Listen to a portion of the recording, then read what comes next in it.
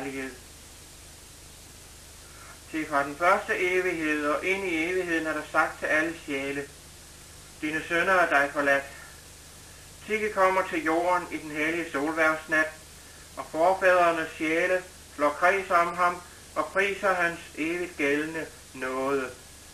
Slut dig da til festen og deltag i glæden og sangen ved årets største takkefest.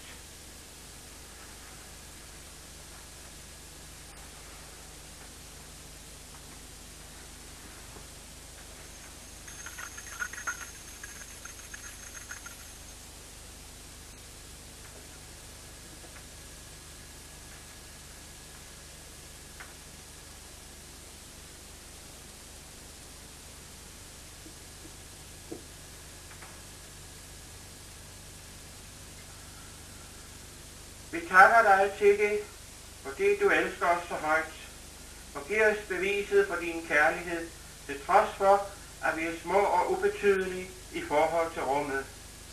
Tak og lov og pris for din hellige nåde, der råder fra evighed til evighed.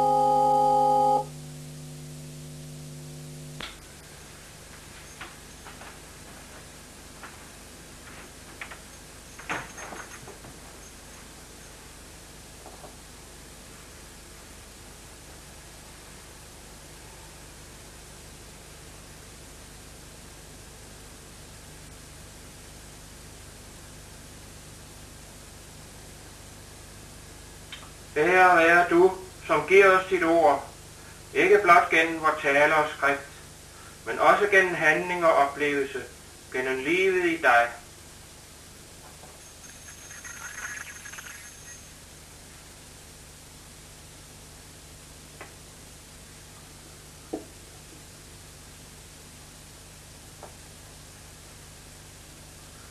Tikke, i dit navn vil jeg nu tale til menigheden.